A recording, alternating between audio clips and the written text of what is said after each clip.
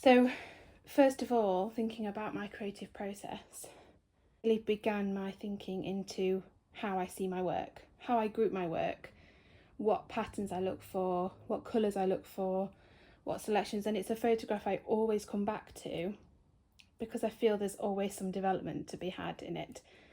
It's a photograph of drawings, of mark makings, of pictures that I've taken, of some surfaces I've gathered that sparked my whole interest in knitting and creating loops and creating knots. So my first really simple sample that I wanted to share with you that really developed my work using temporary collage was just drawing on laminate. This is so straightforward, and yet I found that even when I just did the most basic, almost really ugly mark making drawing, but when I laid it over the top of something else, it had new life. When I laid it in different positions, it helped me to very quickly decide how I wanted to develop my marks, and I started to see loops appear. I started to see layers, I started to see different dimensions, I started to even think more sculpturally, which I've never done in textiles before. I've always thought about flat surfaces, and even when I was knitting, I was creating flat knits, but then I wanted to twist them and turn them and pull them, and so the laminate for me started that idea of taking something 2D, layering it up and seeing down through the holes, seeing down through the loops, seeing down through the gaps.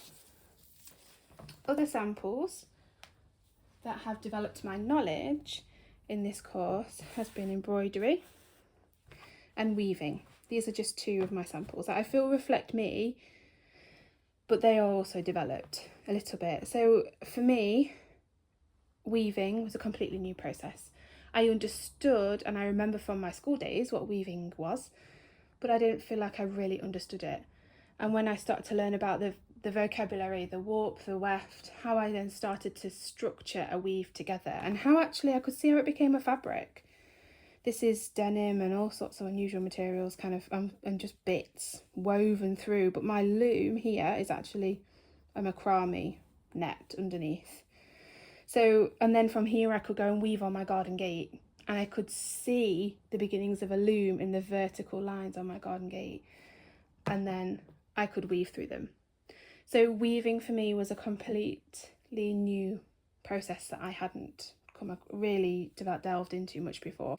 And similarly, embroidery, here I have a newfound respect for hand stitching. I have grown to love it.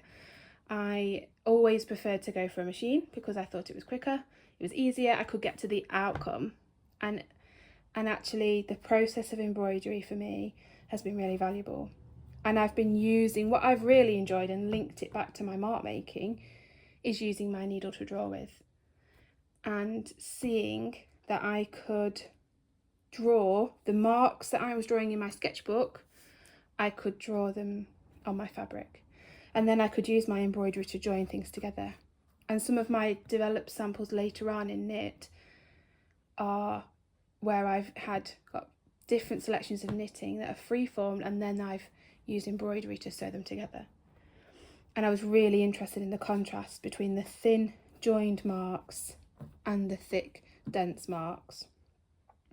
So embroidery, whilst I could hand stitch before, I've really grown to understand how valuable it is, and to see the history and the culture behind embroidery, and how and really I go back to the same point for me in this course. It is not about the outcome for me. I've learned so much about the process. I've learned that embroidery is a process. The culture of embroidery and the story behind embroidery is about creating something where you're putting your handcraft into it. The samples that I have gone on to develop, and my construction that I ultimately chose, it was knitting. I knew how to knit before. I had the knowledge of knitting, or I thought I did, and then I've been able to inquire about it and explore it as I've gone through the course. These samples show my critical thinking, show my discoveries, show my inquiries. So even you can just see going from one of my first knit samples to one of the samples in project 9. And I think when I look back at my definition of knitting, I can see it in these samples. I can see that I understand that it's repetitive, but I can see that it's made up of loops. I can see that it is to knit together has stuck with me all through this course. We often say to knit something. I was thinking about skin, and actually thinking about on my thumb, when I cut my thumb and my skin, somebody actually said to me, your skin knits together, it fuses. And then I can see that in this sample, actually to fuse together, to see the loops. And even back in my early knit sample days, I quite often take a knit and all I want to do is pull it apart. I want to pull it and I want to stretch it and I want to see the fusion. I want to see where things knit together. I want to see where my stitches interlock. And so this was the whole inquiry about taking materials, taking unusual materials where the knit allowed them to move. It allowed them to stretch. It allowed it to be dense. It allowed it to create loops. And so for these samples, I feel really show my developing inquiry. I really have thought about, what do I want to test? How can I take knitting in a new way? What do I want to develop? What do I want to think about? And I really see myself as a maker and thinking about what do I want to make? How do I want to take the knowledge that I have and take it in a new direction?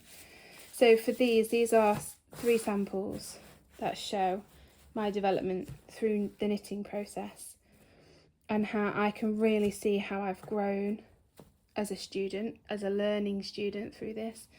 I can really see the learning outcomes in this through the historical aspect of looking at knit, taking knit in a contemporary way, sample making, looking at my creative process, using unusual materials. I can see all of the 4 learning outcomes, but I can see how I've developed and how I've changed and how I've started thinking in a more curious way.